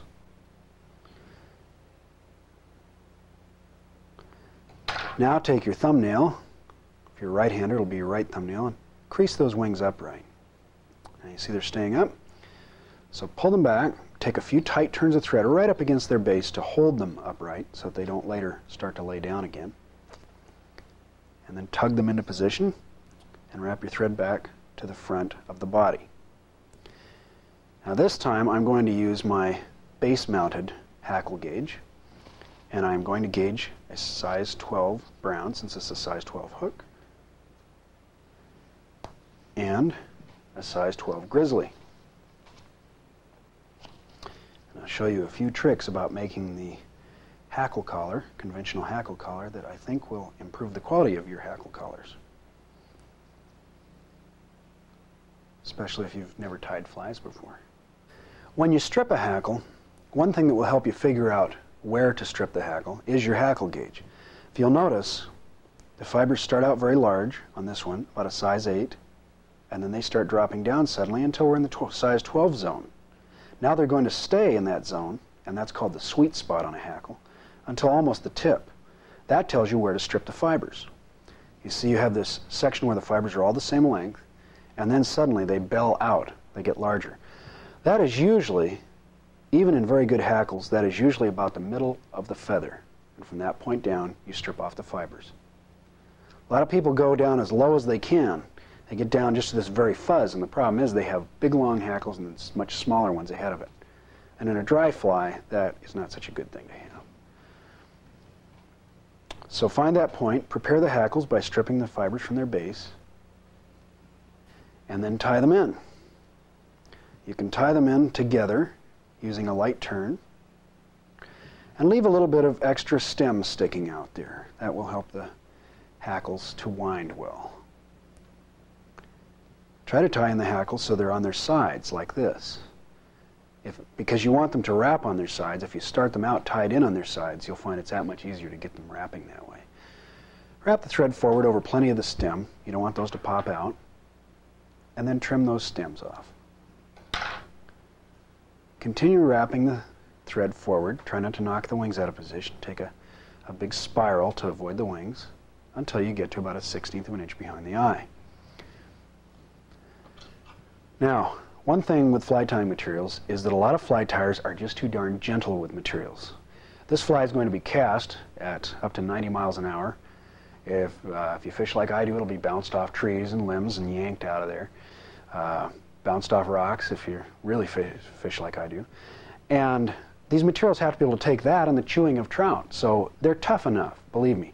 You can be a little bit aggressive with materials. You want to be in control. You don't want the material to control you. So pull these wings forward. If you stroke them forward a little bit, they'll stay forward and out of your way. Take up one of the hackles, grab its tip in your hackle pliers. Now, get the tip so that it's in line like this with the jaws. This will keep you from bending the stem of the hackle and weakening it. Also, when you wrap, keep the pliers in line with the stem. And start wrapping that hackle forward. Sometimes you have to manipulate it around a little bit because I like the fibers to sweep back. That means that the shiny side of the hackle is forward and the dull side is back. Now here's the way I like to do it. I like to leave about 1 stem's width between turns of hackle. If I do that, then I have a place for the second hackle to drop into. If I don't do that, then the second hackle is going to send the first hackle all over the place, which I don't want. Pull those wings back out of the way, and now you can make those turns a little bit closer because your stem has gotten quite a bit thinner up here at this part of the hackle. And wrap right up to where the thread is hanging. Hold the hackle off the eye and take 2 turns of thread. That should hold that hackle in place. Get the wings forward and out of the way again, and now take up your second hackle. Now I'm going to try to work this so that it drops into that slot. Just work it around a little bit, and since there's a slot for it, I don't have to be all that exact as I wrap this. It's going to drop into that slot because the hackle stem is basically rounded, and it's not going to sit on top of the other hackle. If there's a slot, it's going to roll into it. And just keep wrapping it forward at about the same angle you wrap the first one, and it will drop into that slot, and you'll have a very neat hackle neck, hackle collar, not neck. Take 2 turns of thread. Now all that remains is to trim those tips. Trim carefully. And again, trim out any hackles that look like they're going to be in your way. Make the triangle as before. Build your thread head. Complete that thread head in the usual manner. And then tug your wings up into position. And if you want to separate them a bit, give them a little tug now to separate them. And that finishes the Adams, a very useful and versatile dry fly.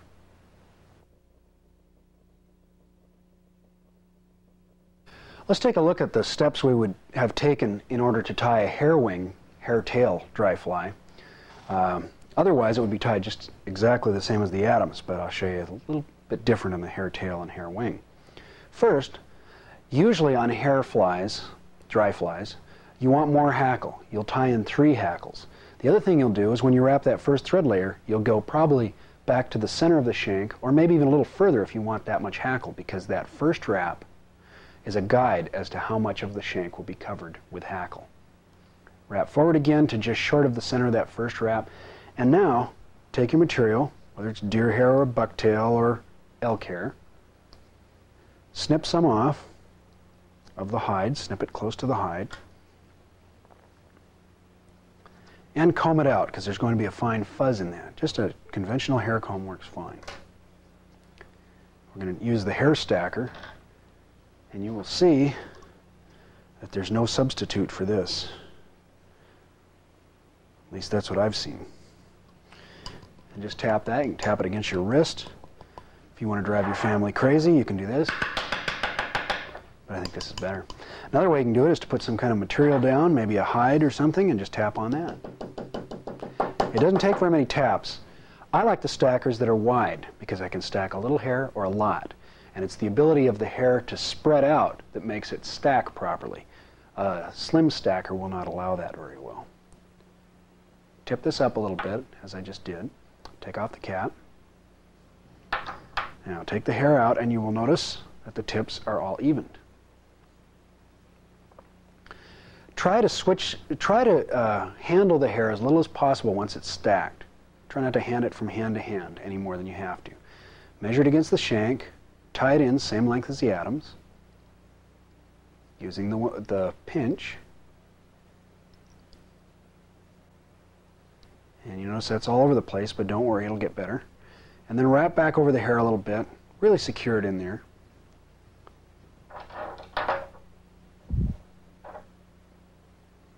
Trim the hair at an angle. Now, the best way to do this is just to keep hanging on to those hair butts as you go, like I did. If you let go of them, though, you can still just gather them up and cut them. Again, at an angle. Pull your hair forward out of your way, wrap over those butts and bind them, at least partially. And then wrap back to the bend, or just short of the bend if you'd rather. Cut, comb,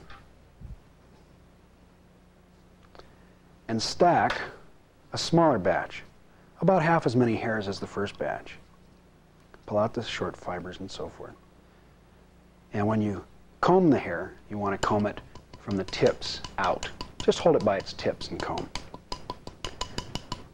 I like to lean the stacker just before I open it to the side. That gathers the hair together a bit. Handle stacked hair deliberately. Make your motions certain and don't hesitate. And again, handle the hair as little as possible. All this works to help maintain the stacked hair. Now measure that so it's a full hook's length. Tie it in using the pinch so that your measured point, even if your thread isn't at the bend, is at the bend. Make sure the measured point is at the bend. Tie in the hair. Wrap forward over the hair a little bit until you get up to where, just behind where the wings are tied in. Or you could have tied the hair in behind the wings. Just make sure the tails are the right length. Lift the butts up and cut them at an angle so that they overlap the angle of the butts of the wings. Now you've got the wing butts cut at an angle and the tail butts cut at an angle, and those angles are overlapping. This will give you a consistent underbody for your fly. Now, let me show you what I was talking about again about how tight your thread is. This is flaring hair versus grouping hair. Here are moderately tight turns. Look how tightly the tails are gathered. They're fairly close together, fairly grouped. If I pull that thread tight, they spread out. In fact, they spread out like crazy if I really pull it tight. So if your hair is fairly spongy, you want to use at least some gathering turns, just so it doesn't go crazy on you. Now let us say that we've dubbed the body, which we have not, but let us say it. And then pull all these hairs back for the wing. Push your thumbnail up there to set them up, and then take a few turns in front. So far it's like the Adams, but now here's the difference. Sight down the front of the shank. That way you can easily see where the center of the fibers are. You can divide it into two equal groups. Push your scissors down the center of the wing fibers and tug one half to one side and the other half to the other side. That separates the hairs into two separate wings. Now bring your thread, now I'm bringing it from the front to the back and then forward. It doesn't really matter how you do it. The point is, you want to make some turns that go around the shank and between these two groups of hair. The idea is to separate those groups. With that done, you want to gather the hair now into the wings. That depends, of course, on how much your hair flares. But this hair flares quite a bit, so I'm going to take a few moderate tension turns up that wing. And that's going to gather it so that it is actually grouped into a wing. Now I'm going to bring the thread around behind the wing and down my side, the near side of the hook. I'm going to lift that wing into position as I pull back on the thread, pull it down and back towards the rear of the hook, and that will set the wing upright. Now you'll notice that we've reversed thread direction. It's now going over the hook towards me and away from the hook underneath. That's why we did the far wing first. Now watch when we do the near wing. A few moderately tight thread turns, but not too tight to gather the wing together. And then we bring that over behind the wing, tipping back, and over the far side of the hook. Now we lift that into position and pull back on that thread. Now we've got that wing set. Notice that we've also brought the thread back into its original direction, going away from us over the shank and towards us under. And we've got our hair wing and our hair tail completed. If we had dubbed the body, now we would add in 2 or maybe 3 hackles, and we would have a hair wing fly.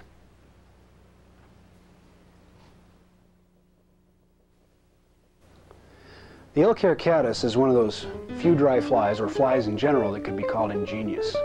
It was created by Al Troth. Al found a simple way to wrap the hackle in reverse, which makes it a good fly for skating and skipping, which natural caddis do, and to reinforce that hackle with gold wire. It's a really clever fly, fairly simple to tie, unconventional, a good imitation of the caddis fly adult.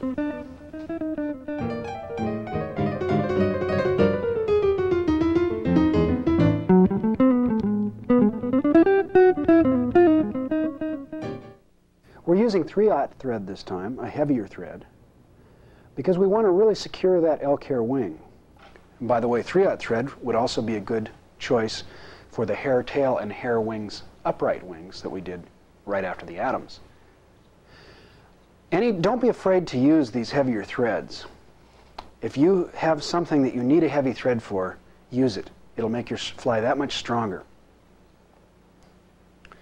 And you can also bear down on that heavy thread more because the thread is stronger and you can make your thread turns tighter. Now I just tied in some gold wire. I'm wrapping back over the wire to the bend. Put the wire in the material holder. Now we're going to dub quite a full body right up to about 1/8 of an inch behind the eye. I've already prepared a hackle. You can go a half size larger or even a size larger for this fly than you normally would.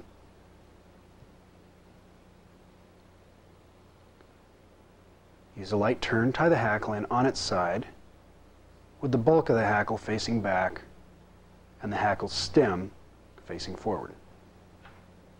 Lift the stem and trim it closely. Hackle pliers, now you're going to wrap that hackle back over the body in several ribs. The more ribs you make, the higher your fly will float. I'll take 1 or 2 turns right behind where the thread is hanging, right in front of the body, and then I will begin wrapping the hackle back. I'd use at least 5 turns of hackle on a elk hair caddis. That is 5 ribbed turns that are traveling after the first 1 or 2. And when you get back to the bend, here's the way I like to do this. I like to hold the hackle tip and the hackle pliers up off the bend like this. Works very well for me. Some people simply drape the hackle pliers down the far side, but I find this is the easiest for me. You can do it either way. Take out the gold wire, take a turn of the gold wire over the hackle's tip. Now, this is the part that gets a little tricky, but it really is, in my opinion, the best way to do it. Squeeze the hackle pliers and release the hackle tip. Now maintain constant tension on that wire. Take a couple of turns, and then spiral the wire up through the hackle. The wire is now holding the hackle's tip, and it's also reinforcing the hackle, making it stronger yet. Some people substitute thread for the wire, but I still use the wire. When you get to the front of the hackle, hold the wire off the front of the fly, work a couple of turns of thread over it, and now grab that fly, pull the wire back and wrap back over it a little bit.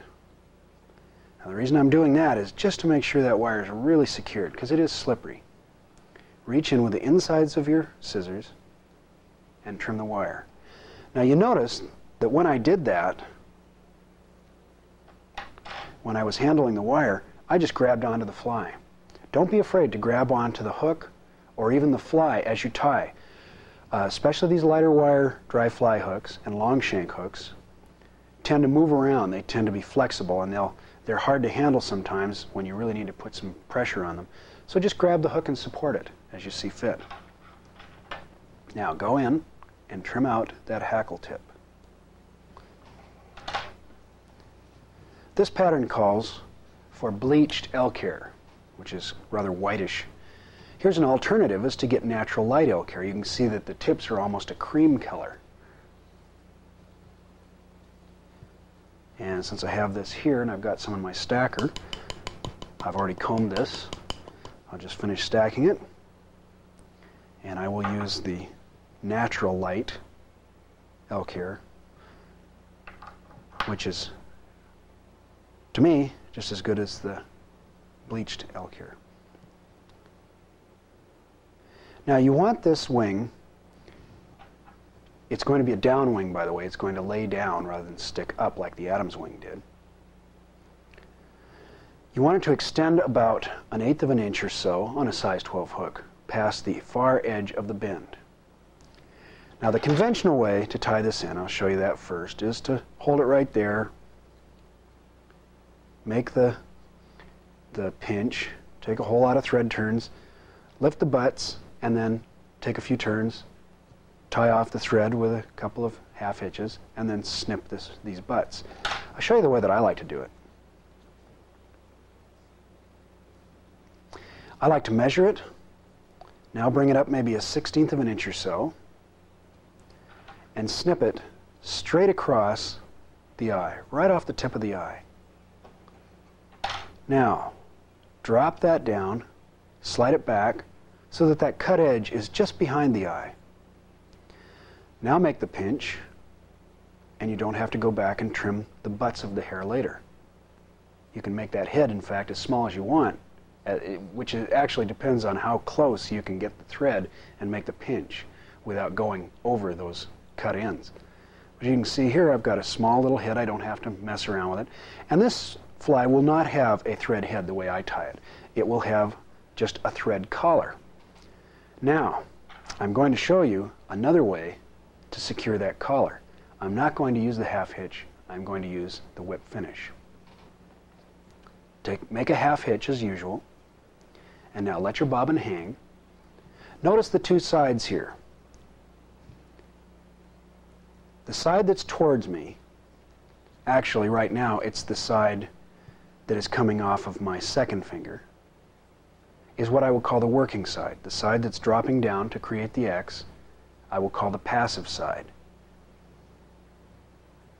Create the half hitch and then pull up on the working side. Notice that it locks the knot into place. Now, if you just keep working that forward and keep the bulk of the loop in front, you keep adding turns to the half hitch. As you add those turns, you are creating a whip finish. Bring something up into there, in this case my scissors, and close the whip finish just as you do the half hitch. That is a whip finish, and that's the standard way to tie off a thread head, or in this case a thread collar. You can use 3 half hitches, or you can use the whip finish. When you feel comfortable with the half hitches, I suggest you try the whip finish. Now, add your head cement to the thread collar only, underneath, on the sides, all over, and that's it. That's the L. Carcatus. Well, just to reinforce the theme, I'd like to say that I have done my best to make fly tying as clear and simple as it can be for you.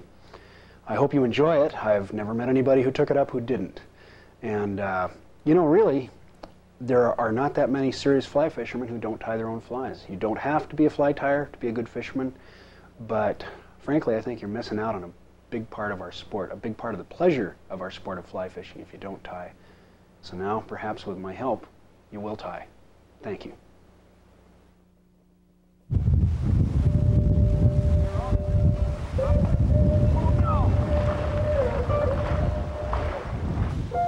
Our friend the wind. Got it. Oh, whoa! I think I backed her down. Yeah, just my hands.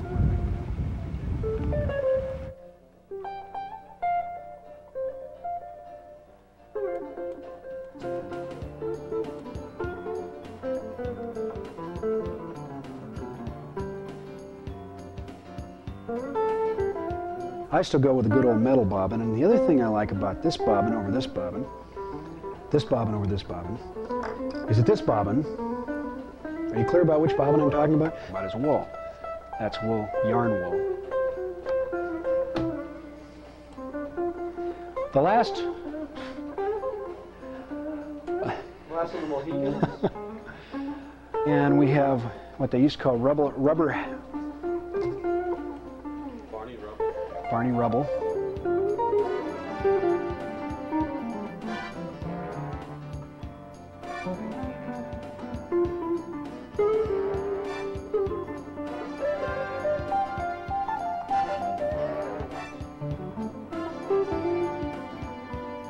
And put the wire in the material holder.